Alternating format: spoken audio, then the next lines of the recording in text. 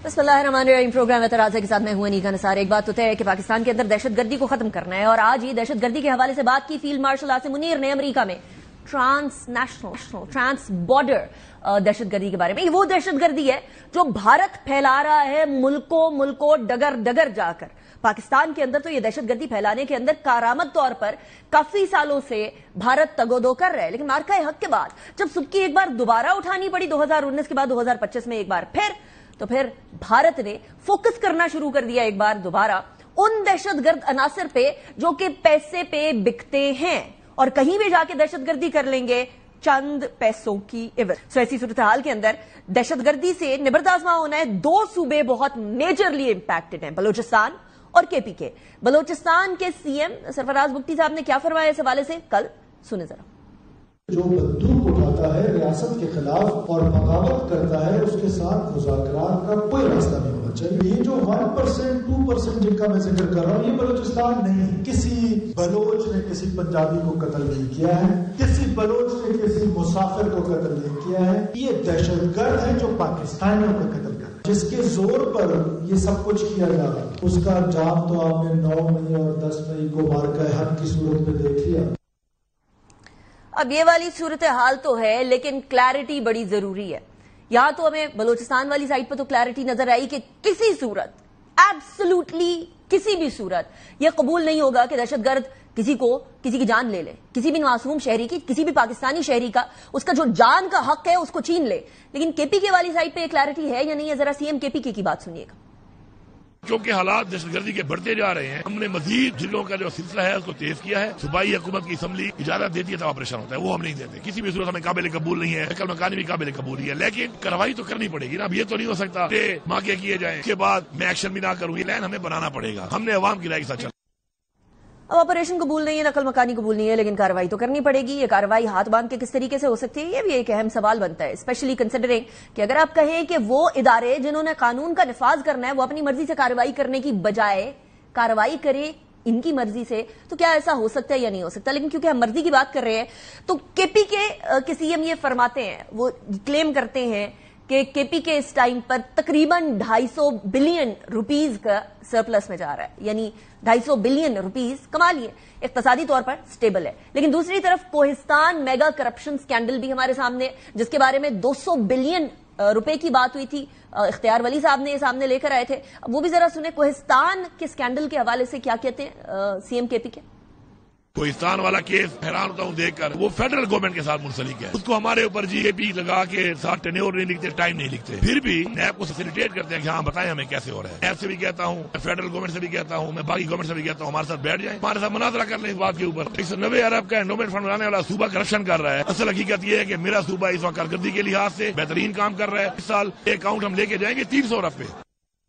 अब हमारे साथ बैठकर मुनाजरा करने वाली ऑफर तो है, दूसरी तरफ हुकूमत भी ऑफर करती है कि आइए गुफ्तगू कीजिए, लेकिन गुफ्तगू दोनों मुख्तलिफ बातों पे करनी है। एक बात के ऊपर कोई आने को तैयार नहीं है, तो गुफ्तगू तो हनूज दिल्ली दो रस वाली सिचुएशन है। असद कैसर साहब लेकिन ये कहते हैं कि हुकूमत एक और तरफ लगी हुई है। ये सिमत नहीं है कि केपीके की हुकूमत से बात की जाए, फेडरल गवर्नमेंट की सिमत कुछ और है, और वो सिमत है 27वीं तरमीम की। सुनो जरा। शोशा आ रहा है कि 27वीं आईनी तरमीम का कोई ड्रामा नए सिरे से रचाया जा रहा है। इस सिलसिले में हम अपनी वकला बरादरी को भी अप्रोच करेंगे। इमरान खान हमें जितनी भी सियासी कैदी है उसके बारे में मेरिट के मुताबिक उसके फैसला हो। इस वक्त एक को भी इलाक की जरूरत है कि हम इस पे सोचें। अब ये बात तो कही, लेकिन असद कैसर साहब ने आज की one of the most interesting statements भी दी है, और वो स्टेटमेंट दी है कि जनरल बाजवा को एक्सटेंशन देने पे वो माजरत करते हैं, और ये वही एक्सटेंशन है जिसके दिफा के लिए, जिसकी एडवोकेसी के लिए इमरान खान साहब भी बढ़ बढ़कर सामने आया करते। तो सुनो जरा। किसी एक्सटेंशन की जो पहले भी फैसला हुआ था बाजवा का गलत था, और ये हमारा तारीखी तौर पर मैं समझता हूँ कि ये गलत फैसला था जिसपे हम पूरी कौम से माजरत पाए, और आइंदा के लिए किसी इस किस्म के फैसले का हिस्सा नहीं बने। फैसला गलत था या नहीं था, सेनेटर फैसल वादा कहते हैं तसलसल तो चलेगा। अब ये तसलसल क्या होगा इस पे भी बात करेंगे, केपीके में क्या हो रहा है इस पे भी बात करेंगे, कोहिस्तान स्कैंडल वर्सेस 250 बिलियन جو کہ 17 ماہ کے اندر کے پی کے کی حکومت کہتی ہے ہم نے کمائے ہیں، اس کا بھی ذرا موازنہ کریں گے. ہمارے ساتھ پہلے سیگمنٹ کے اندر 2 مہمان ہوں گے. علی محمد خان صاحب پاکستان تحریک انصاف کے رہنما ہمارے ساتھ ابھی موجود ہیں. بہت شکریہ علی محمد صاحب آپ نے جوائن کیا. اس کے بعد گورنر کے پی کے فیصل کریم کنڈی صاحب بھی ہمیں جوائن کریں گے. علی محمد خان صاحب سٹارٹنگ فرام یو، یہ ریگریٹ، یہ شرمندگی، یہ پشیمانی، یہ آج کیوں؟ یہ اس ٹائم پر تو ایڈوکیسی ہو رہی تھی کہ ایکسٹینشن بھی ٹھیک ہے، سب سے زیادہ جمہوریت کے حوالے سے درد رکھنے والے بھی اس ٹائم پہ جن کو آپ نے ایکسٹینشن دی تھی وہ ہیں، اب یہ بات کیوں؟ شکریہ. بسم اللہ، اللہم صلی علی محمد وعلی آل محمد. دیکھیں تمام پولیٹیکل فورسز جو ہیں وہ اپنی غلطیوں سے سیکھتے ہیں. یہ جو فیصلہ تھا اس میں فورسز اس دن شاید وزیر اعظم کو اتنے ووٹ نہیں پڑے جتنے باجوہ صاحب کی ایکسٹینشن کو پڑے تھے. اس میں اس بیتی گنگا میں سب نے ہاتھ دھوئے تھے. تو اگر ایک چیز کا اظہار اسد قیصر صاحب نے کیا ہے، میں سمجھتا ہوں مناسب بات ہے. اصولی طور پہ یہ ہے، اگر آپ میرے سے پوچھیں تو اصولی طور پہ تو جب ٹائم پورا ہوتا ہے تو پھر ایک نئے کمانڈ کو آنا چاہیے. ہاں اگر کوئی جنگ کی حالت ہے جو ایک قومی ضرورت ہے، ایک علیحدہ سچویشن ہے، لیکن ایز اے روٹین ایکسٹینشن جو ہیں وہ پسندیدہ نہیں ہیں. اور خان صاحب نے بھی اس کا میرے خیال میں اظہار کیا تھا کہ وہ فیصلہ شاید اگر دوبارہ ایسا موقع ملے تو شاید وہ فیصلہ کو پھر نہ کریں، کیونکہ انسٹیٹیوشنل اس سے مضبوط ہوتے ہیں کہ اگر وقت پورا ہوتا ہے اور ایک شخص اپنا وقت پورا کر کے عزت سے چلا جائے. لیکن بعد میں جب غلطی ہو جاتی ہے علی محمد خان صاحب تب تو سارے کہہ دیتے ہیں غلطی ہو گئی، لیکن پرابلم از کہ سیٹ سواپ ہونے کی دیر ہے. اقتدار کی کرسی کے اوپر آ کر باتیں کچھ اور ہوا کرتی ہیں اور اپوزیشن کی کرسی کے اوپر آ کر باتیں کچھ اور ہوا کرتی ہیں. وہ باتیں جو آپ اپوزیشن میں کرتے تھے آپ نے حکومت میں آ کے نہیں کی اور اب آپ اپوزیشن میں کر رہے ہیں. یہی پی ایم ایل این کا، پیپلز پارٹی کا بھی یہی طریقہ کار ہے. سو ہاؤ ڈو وی نو کہ اگلی دفعہ جب آپ حکومت میں آئیں گے تو آپ یہ والی بات نہیں کریں گے، کچھ اور بات کریں گے؟ کوئی گارنٹی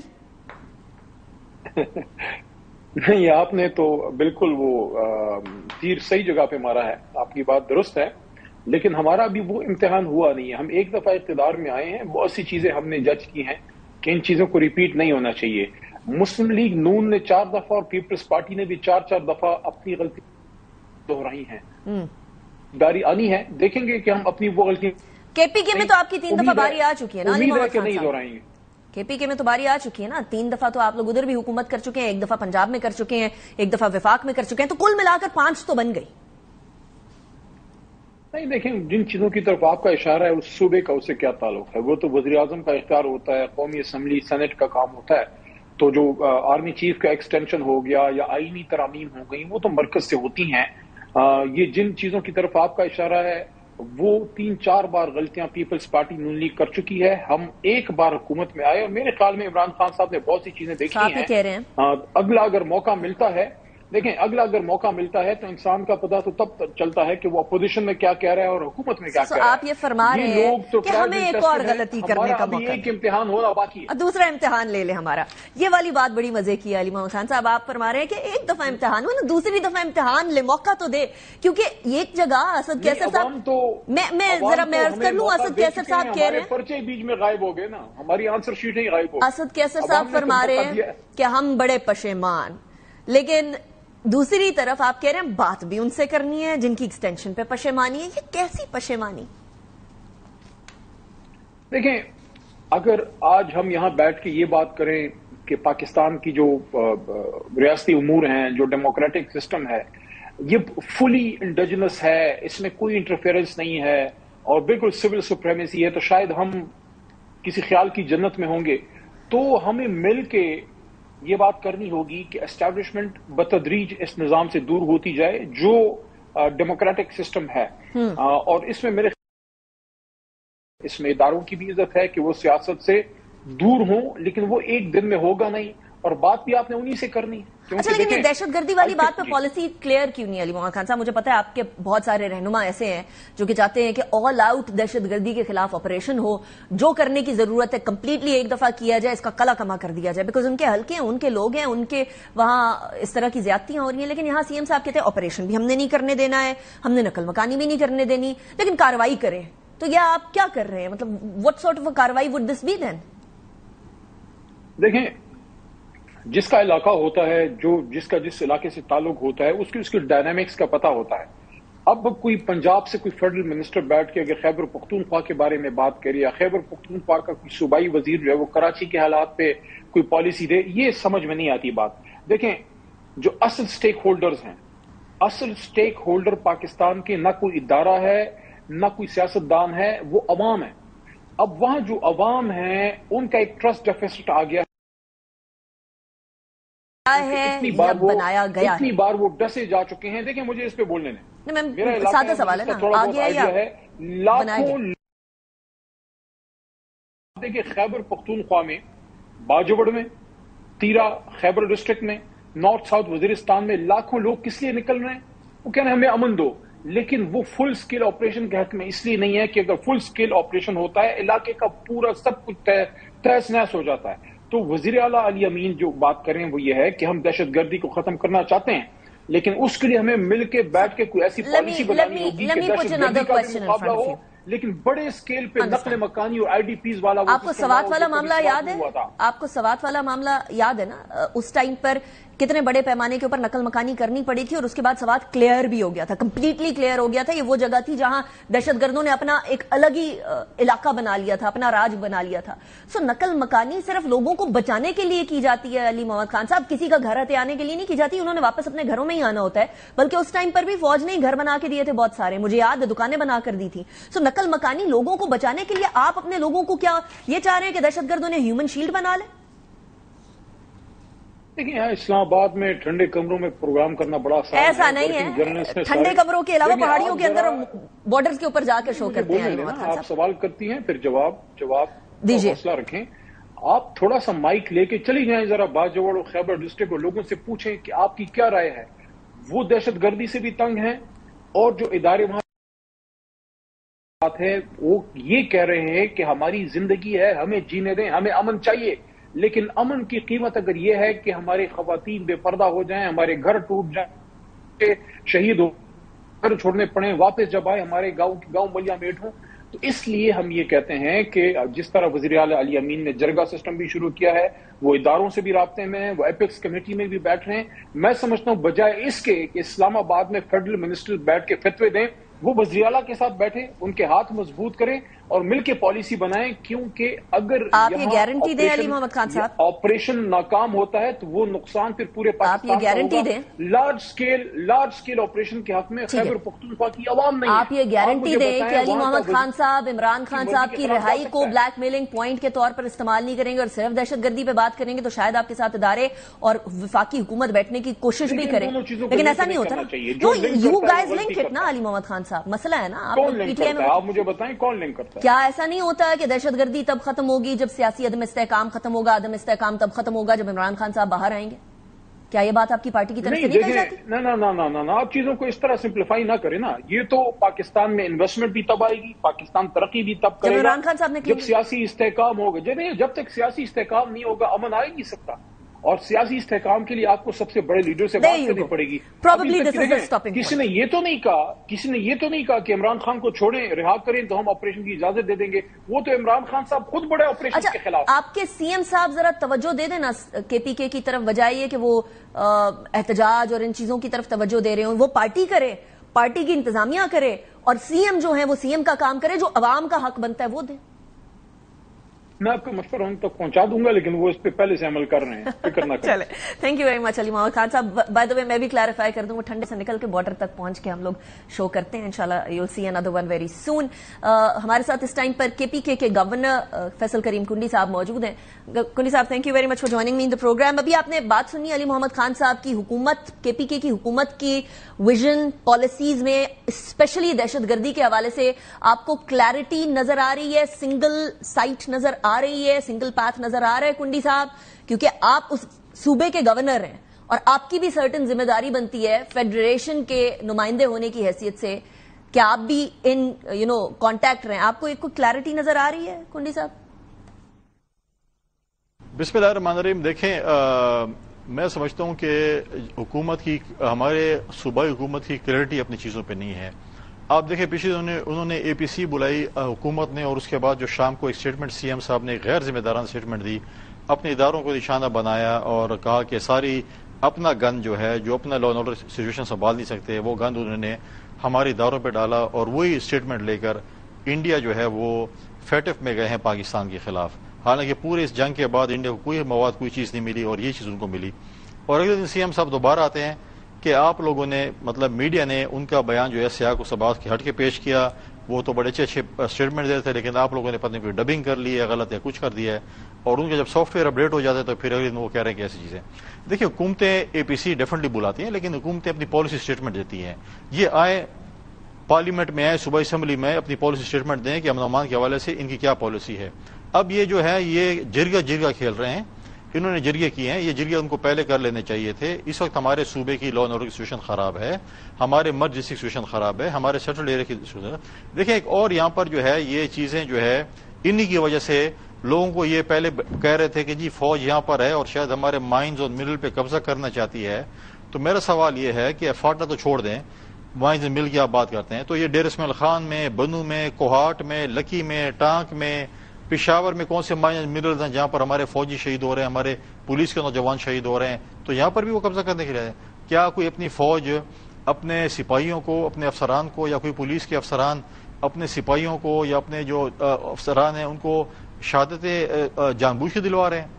لہٰذا یہ لوگ جو آئے ہیں ان کو پہلے بھی ہمارے مرج ڈسٹرکٹس کے ہمارے لوگ ہمارے لیے بڑے باعث عزت ہیں. ان کو اگر آپ ایسے لوگوں کو پناہ دیں گے جو پاکستان کے آئین کو نہیں مانتے, جو پاکستان کے قانون کو نہیں مانتے, جو ہماری اس اصولوں کو نہیں مانتے, مطلب فوج کو بھی نہیں مانتے اور پولیس کو بھی نہیں مانتے, اور کہتے ہیں ہم اپنی حکمرانی کریں گے, تو ہم کیسے ان کو اپنے ملک میں رہنے دے سکتے ہیں؟ ٹھیک. لہٰذا ان لوگوں کو میں سمجھتا ہوں کہ ہمارے مرج ڈسٹرکٹ کے فاٹا کے لوگوں کو چاہیے کہ ان کو وہاں سے نکالے. اگر نہیں نکالتے, اگر ہم انڈیا کو 3-4 دن کے اندر ہماری فوج جواب دے سکتی ہے, تو یہ لوگ تو مٹھی بھر لوگ ہیں, ان کو تو گھنٹوں کے اندر ان کا بندوبست کر سکتے ہیں.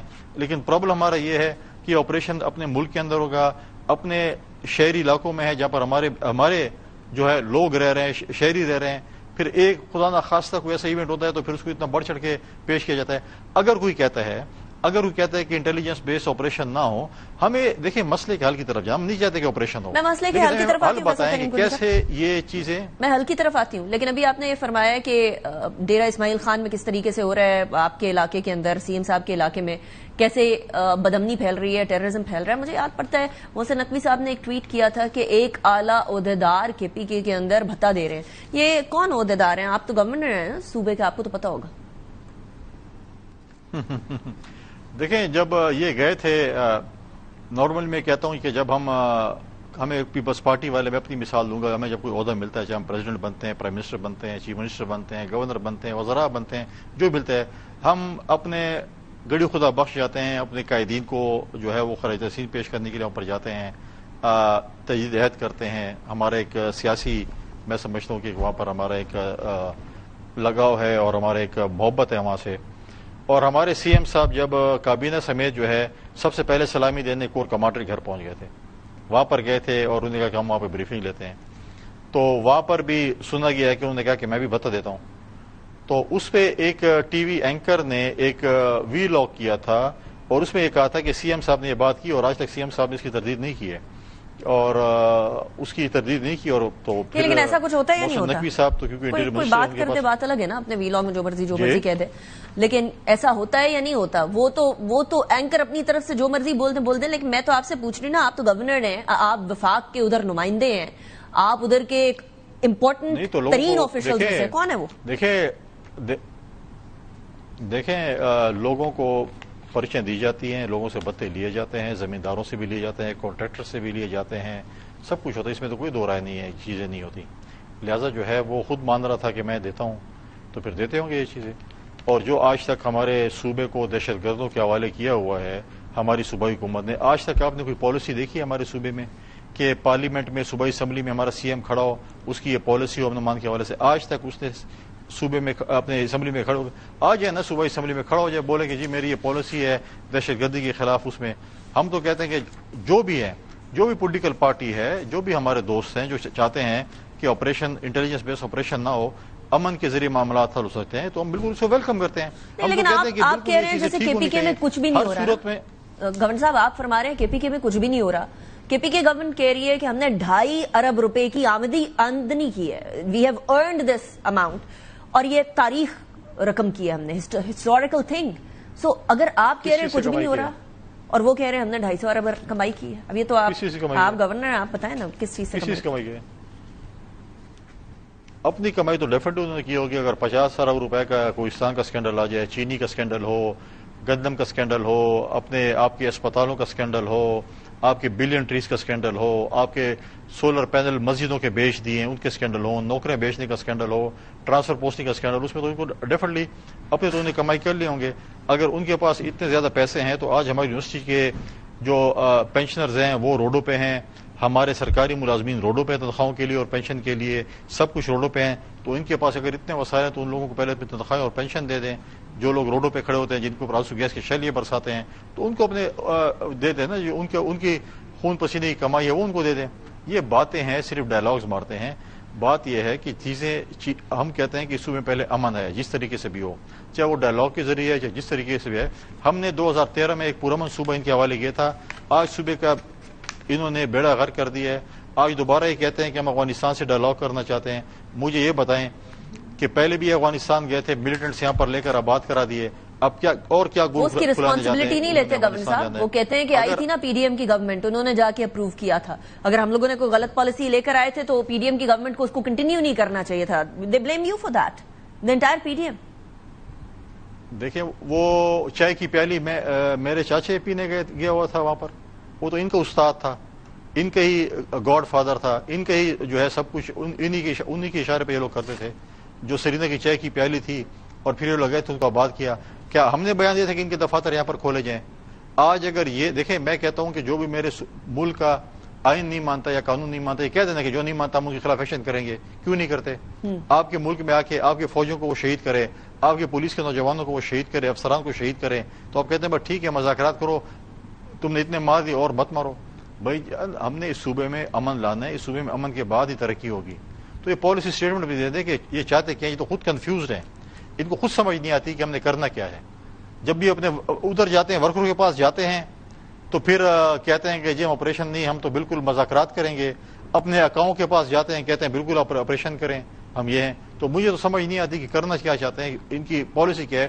سی ایم صاحب آئیں, صوبائی اسمبلی کے اجلاس بلائیں, وہاں پر اپنی پالیسی اسٹیٹمنٹ دیں کہ ان کا مطلب ہے کہ کیا کرنا چاہتے ہیں, کیا چیزیں وہ اوائڈ کر رہے ہیں آج کل بات کرنا. گورنر صاحب آپ بار بار ان کو کیوں لے کر آنا چاہ رہے ہیں لائم لائٹ پہ؟ وہ اپنی ریلی پہ جا کے خطاب نہیں کر رہے ہیں, آپ کیوں ان کو چاہ رہے ہیں کہ وہ اسمبلی میں آئے, بات کریں, پالیسی اسٹیٹمنٹ دیں, کھل کر سامنے بات کریں؟ ان کی آپس کی پالیٹکس بھی چل رہی ہے. اگر ان کو لاہور میں NOC نہیں ملی, ان کو کراچی میں NOC نہیں ملی, تو پشاور میں تو کسی کی NOC کی ضرورت نہیں تھی, یہاں پہ جلسہ کر لیتے. میں نے آپ کو پہلے کہا تھا کہ یہ لوگ گلی کوچوں تک رہ گئے ہیں, یہ صرف سرکولر روڈوں پہ اور جو ہے یہ رنگ روڈ پہ ٹریفک بلاک کر کے گاڑیاں بڑھا کے اپنے ریلیاں نکالیں گے, باقی کچھ نہیں ہے.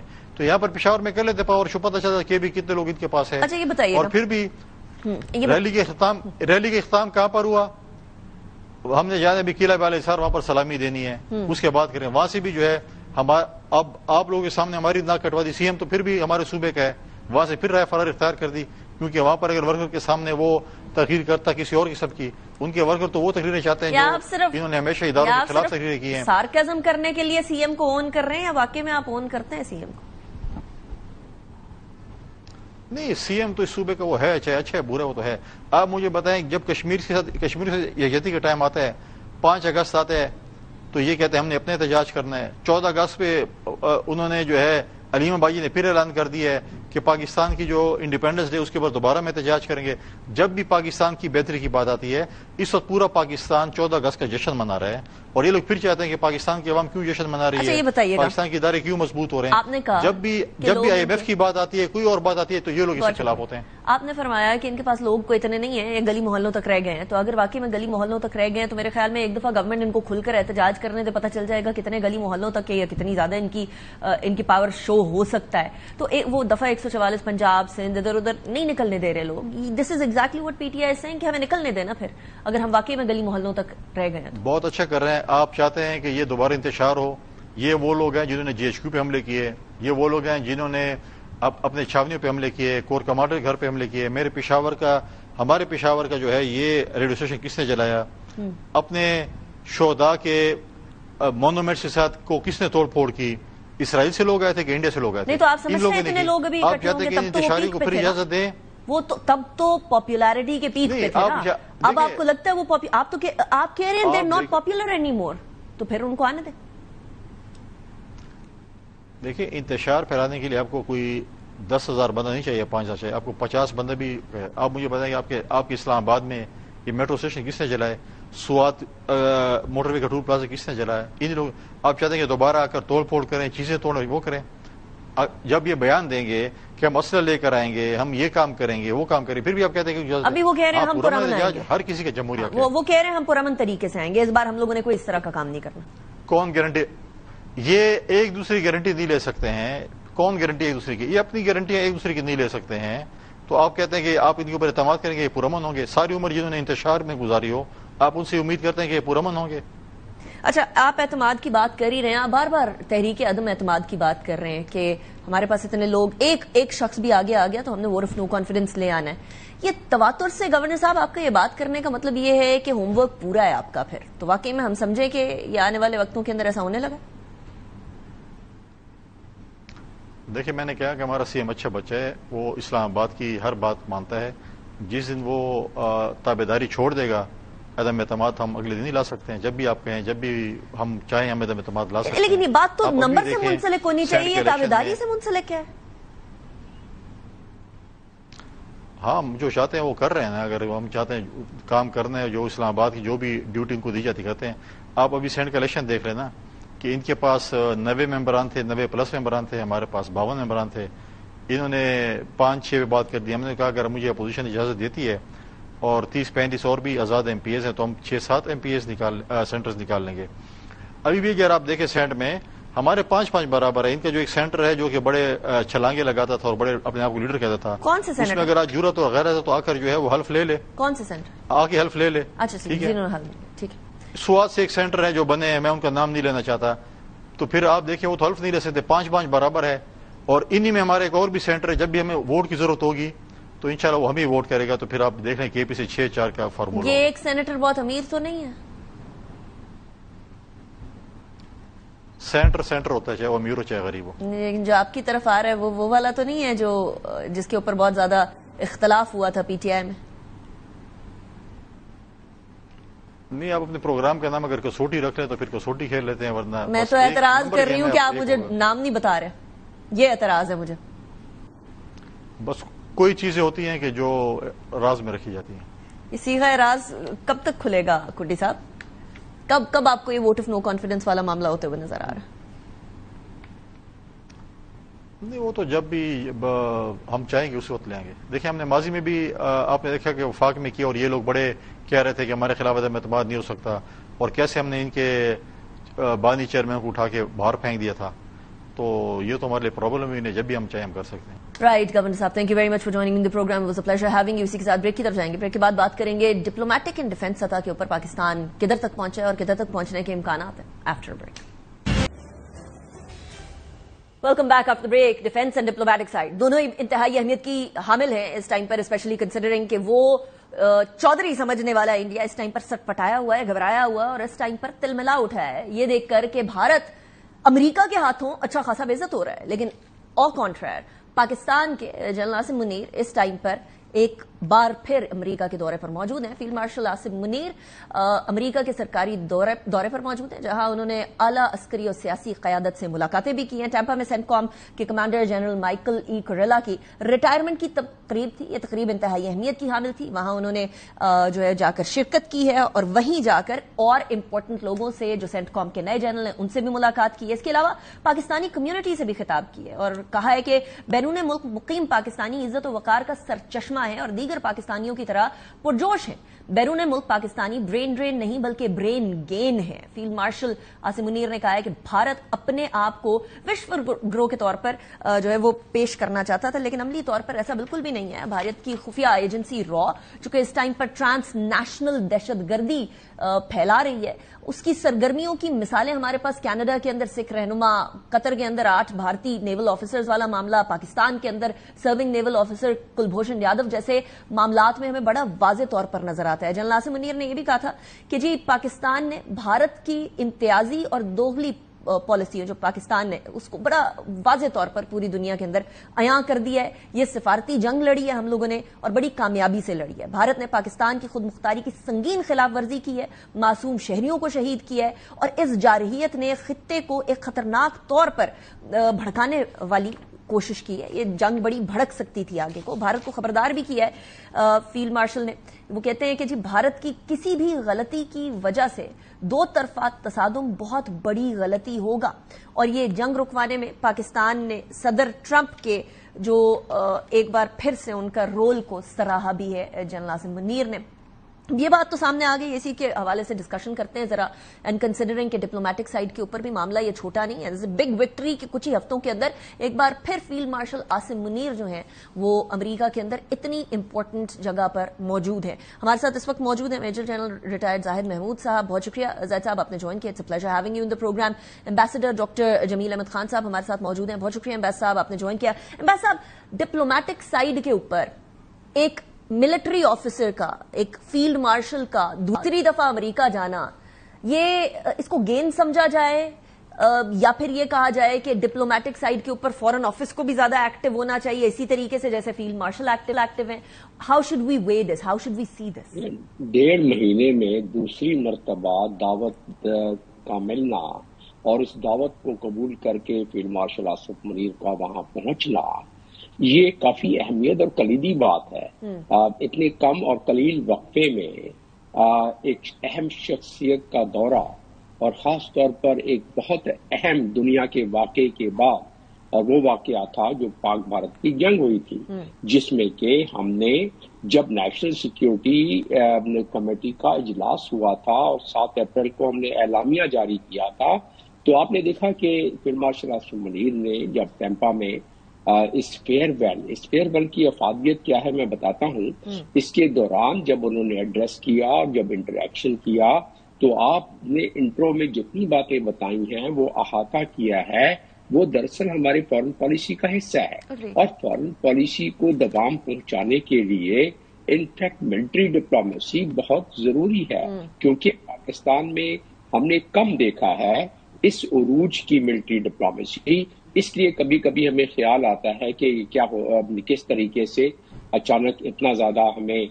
पजीराई क्यों मिल रही है। दरअसल ये पजीराई हमारी कोशिशों से मिल रही है, पहली चीज। और दूसरी चीज ये है कि हमारी कारकर्दगी की वजह से मिल रही है। तीसरी चीज, ब्लूमबर्ग ने जो बात बताई आपको, कल भी शाया हुआ, आज भी खबरें आई हुई हैं अमेरिका में, और वो ये बात करते हैं कि फील्ड मार्शल आसिम मुनीर एक ताकतवर शख्सियत के तौर पर अमेरिका में जाने जाते हैं। अच्छा, वो क्यों ताकतवर शख्स थे? इसलिए कि उनको जब जंग में नुमाया कारकर्दगी उनकी पूरी इंस्टीट्यूशन ने दिखलाया है, जिसकी सरबराही उन्होंने की, तो उसके बाद ज़ाहिर है उनकी शख्सियत को तो एक ताकतवर शख्सियत मानना कुदरती अमर हो गया। अब रहा सवाल की जितनी आपने गुफ्तगू कश्मीर का उन्होंने सवाल उठाया, अपनी कम्युनिटी की बात तो खैर ठीक है, वो तो उस पर आ जाएंगे बाद में, लेकिन ये कश्मीर का उन्होंने सवाल उठाया। उसमें आपने जिस तरह की बात जिक्र कर रही थी ट्रांसनेशनल, हम यही तो दुनिया को बताते रहे हैं कि इंडिया राह क्या कर रहा है, फितनतुल ख्वारिज को कितनी मदद कर रहा है वो, और ट्रांसनेशनल जो टेररिज्म है उसमें कितना इन्वॉल्व है, पाकिस्तान में क्या कर रहा है। आप दुरुस्त फरमा रहे हैं कि पाकिस्तान इस बारे में दुनिया को बताता रहे, लेकिन जल साहब, द प्रॉब्लम इज कि हम शायद जितनी जोर से और जितने जोश से इस टाइम पर इस बात को बता रहे हैं, दुनिया के सामने रख रहे हैं, इससे पहले हम इतना रीइटरेट नहीं करते थे, हम बड़ा लिहाज से चलते थे। इधर इंडिया के अंदर अटैक नहीं होता था, उधर वो 10 मिनट के अंदर अंदर हम लोगों पर नाम लगा देते हैं, लेकिन हम हमेशा बंद डोसियर्स के अंदर चीजें दिया करते थे। कभी यूएन में बात कर ली तो कर ली, इतना खुलकर, स्पेशली कुलभूषण यादव जैसी जो एक जीती जागती प्रूफ, एक एविडेंस हमारे पास मौजूद है, उसके बावजूद भी हम लोगों ने इतना खुलकर नहीं किया। सो ये इस तरीके से इतना प्रोएक्टिवली, इंस्टेड ऑफ ये कि डिफेंसिव साइड पर, हम ऑफेंसिव साइड पर जाकर लोगों को बता रहे हैं कि इंडिया कर क्या रहा है, मुमालिक को बता रहे हैं। ये स्ट्रैटेजी का शिफ्ट क्या बेहतरी की तरफ नहीं लेकर जाएगा? और is this not the reason कि इंडिया को एक और झटका भी मिला, धचका भी मिला?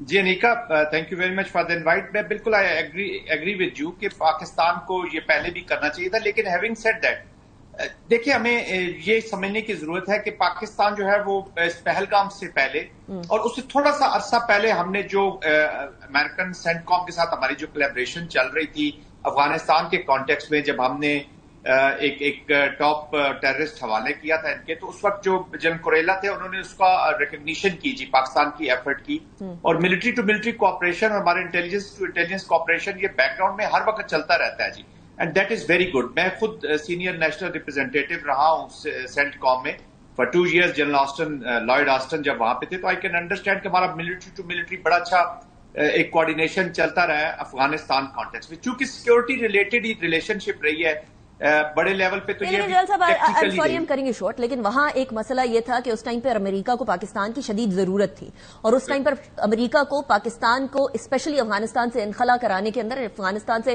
دہشت گردی سے نبردآزما ہونے کے لیے پاکستان کی ضرورت تھی، اور a lot of people could say کہ انہوں نے ہمیں ٹول کی طرح استعمال کرنے کی کوشش بھی کی، لیکن اب ایسا نہیں ہے.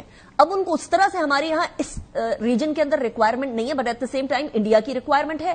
لیکن ہم فلپ دیکھ رہے ہیں، ایک شفٹ دیکھ رہے ہیں ڈائنامکس کا. یہ کیوں؟ نہیں دیکھیے انیکا، جیسے جمیل صاحب نے پہلے کہا نا کہ کارکردگی پرفارمنگ پاکستان کے ساتھ اس وقت ڈیل کر رہے ہیں، اور ان کو پاکستان کی ضرورت ہے.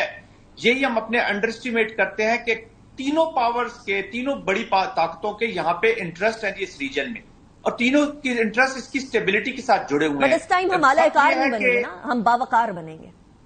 جی باوقار تبھی بنیں گے نا جب آپ نے پرفارم کیا، آپ نے ایک ملٹری کو ارریلیونٹ کیا جی، اپنے نیبرہڈ کی ملٹری کو، اور آپ نے ان کو اور ان کانوں کو جو آپ کو سننا نہیں چاہتے تھے، اور وہ آنکھیں جو آپ کو دیکھنا نہیں چاہتی تھی، وہ آپ دیکھ رہی ہیں اور سن رہی ہیں. یہ یاد رکھیے گا، وہ اس لیے کہ اب ان کی بھی ضرورت ہے. اور پاکستان کے بغیر جو پیوٹ ہے افغانستان کے پیچھے ہوتے ہوئے اور ایران کے ساتھ ہوتے ہوئے، پاکستان ایک پیوٹ ہے to bring stability to this region. باقی ان کے انٹرسٹ ہے، تینوں نے اپنی انویسٹمنٹس کی ہیں، اور ہم ہمیشہ انڈر اسٹیمیٹ کر دیتے. پریزیڈنٹ مشرف کے ٹائم میں آئی کین ویری کنوینئنٹلی سے کہ ہم اور زیادہ اپنے آپ کو بہتر طریقے سے پلیس کر کے فوائد اٹھا سکتے تھے، اپنی چیزوں کو ٹھیک کر سکتے تھے، لیکن ہم شاید اس کو بہتر طریقے سے چلا نہیں سکے. آج بھی دیر از نو، جس کو میں کہتا ہوں پاکستان کنجی ہے جی اس ریجن کے تمام کانفلکٹس کی اور تمام چیزوں کو ایڈریس کرنے کی.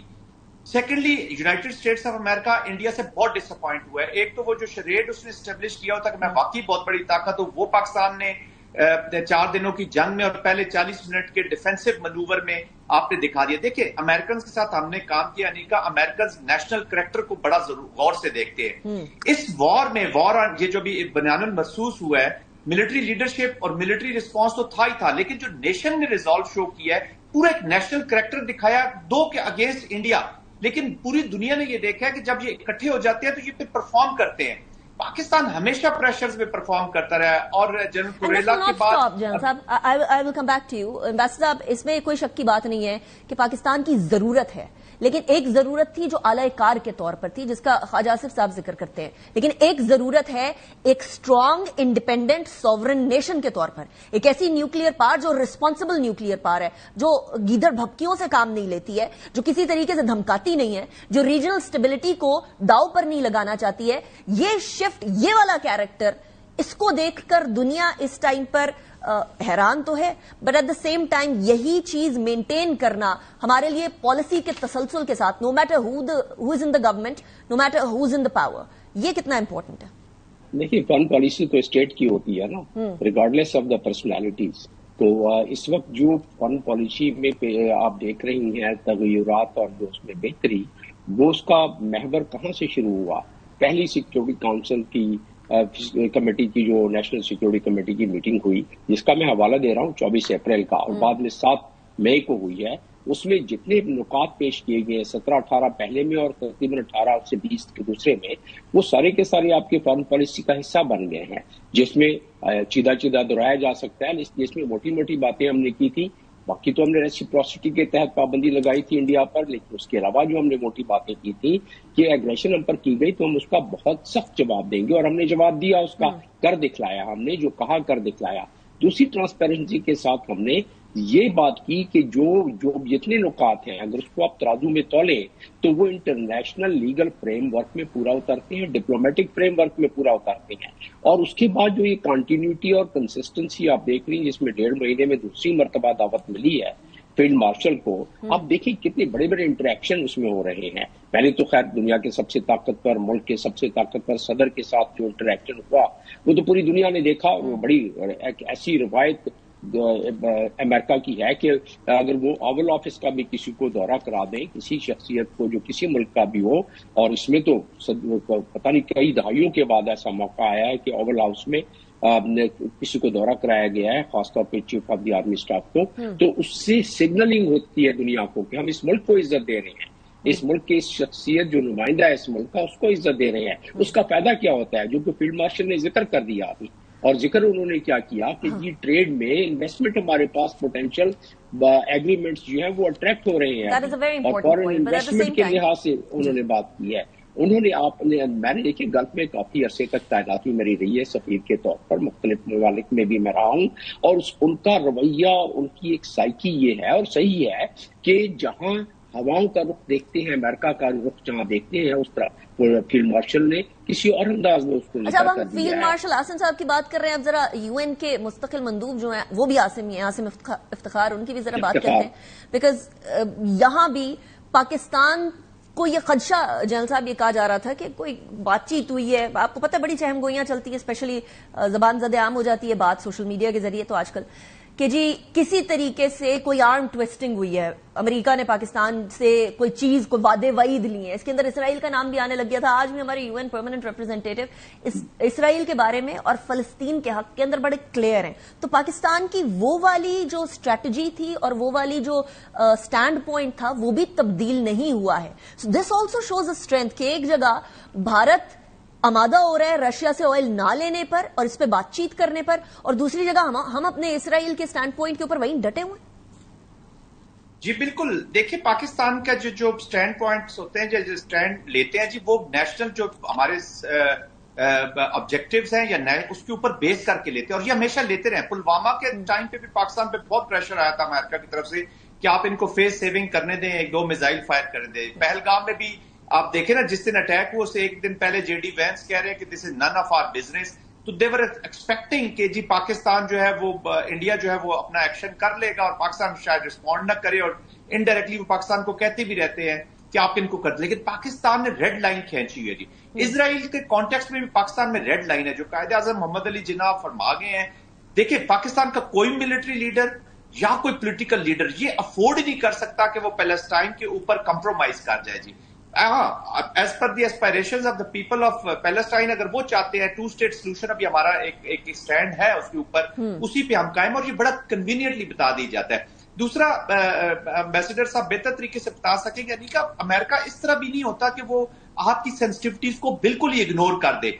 आर्म ट्विस्टिंग, क्योंकि चूंकि हम अफगानिस्तान वॉर, उस वक्त की सिचुएशन डिफरेंट थी, वो 9/11 हुआ था, जिस तरीके से वो पाकिस्तान पे प्रेशर डाल, अब वो चीजें जेहन में रह जाती हैं कि यू आर विद अस, और यस वो ह्यूब्रिस करता है, वो अपने ह्यूब्रिस्टिक अप्रोच करता है, लेकिन पाकिस्तान हमेशा अपने जो नेशनल इंटरेस्ट है उसको गार्ड करके आगे मूव करेगा जी।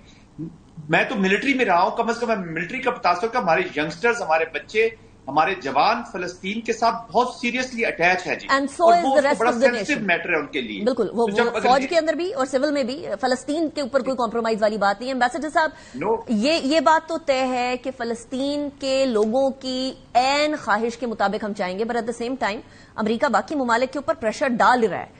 पाकिस्तान ने ये प्रेशर सस्टेन किया, इसलिए अमेरिका ने कोई ऐसी स्टेटमेंट नहीं दी है, लेकिन बाकी ममालिक के हवाले से अमेरिका की स्टेटमेंट्स आ रही है, डोनाल्ड ट्रंप की स्टेटमेंट्स आ रही है कि मैं आपके ऊपर एम्बार्गोज लगा दूंगा, या मैं ट्रेड सैंक्शंस लगा दूंगा, या मैं इकोनॉमिक टाइज को कम कर दूंगा। तो यहां आर्म ट्विस्टिंग करने के लिए हम लोगों ने एक बैरिकेड लगा दी, रेड लाइन लगा दी। जी, मैंने तो देखिए जैसे बताया कि हमने शुरू से ही जो हमने इंटरनेशनल लीगल फ्रेमवर्क में रहते हुए सारे बयान दिए हैं, हमारी फॉरेन पॉलिसी का हिस्सा है। कायदे आज़म मोहम्मद अली जिन्ना के वक्त से हम फलस्तीन के मामले में बिल्कुल इस मामले में वोकल रहे हैं और आज तक वोकल रहे हैं हम उसमें।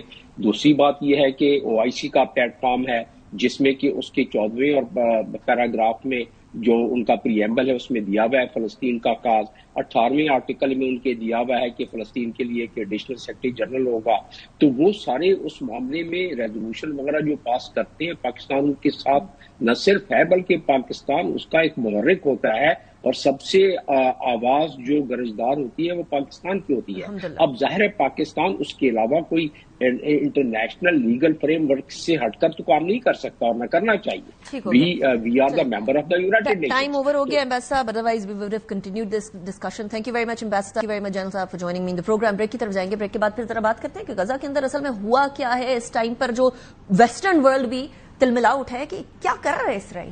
After break. Welcome back after break. ناظرین، ایک جگہ پاکستان کا سٹینڈ پوائنٹ ہے اور وہ فلسطینیوں کے ساتھ ہے، کسی طریقے سے ادھر ادھر نہیں جائے گا. چین نے بھی یہ کہہ دیا ہے کہ غزہ انٹیگرل پارٹ ہے فلسطین کا اور فلسطین سے ادھر ادھر نہیں جائے گا. تو ذرا ویسٹرن ورلڈ کے اندر کچھ یورپی ممالک بھی ہیں جن کی مذمت آ رہی ہے، بڑی کلیئرٹی کے ساتھ آ رہی ہے. برطانیہ، ڈینمارک، ایران، اس کے علاوہ سلووینیا نے ایک مشترکہ بیان جاری کیا. اس مشترکہ بیان میں انہوں نے یہ کہا ہے کہ غزہ کے اندر جو کارروائیاں ہیں اسرائیل کی، ان کو بڑھانے کے لیے اسرائیل کے فیصلے کی ہم مذمت کرتے ہیں. بیان میں یہ بھی کہا ہے کہ اسرائیل حکومت کا فیصلہ یرغمالیوں کو واپسی کی یقین دہانی جو ہے وہ نہیں ہو سکتی اس فیصلے کی بیسس کے اوپر.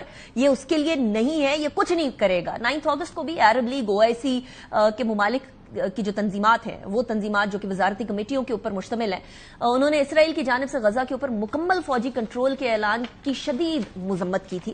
دوسری جانب اقوام متحدہ کی سیکیورٹی کاؤنسل کا ہنگامی اجلاس بھی آج اس ٹائم پر جاری ہے.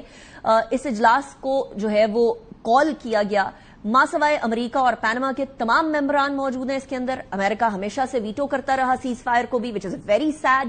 اقوام متحدہ نے اسرائیلی سیکیورٹی کابینہ کی جانب سے غزہ پر قبضے کی منصوبے کو منظوری پر تشویش بھی دیا ہے. یہ اظہار کیا ہے کہ یہ تباہ کن نتائج ہوں گے.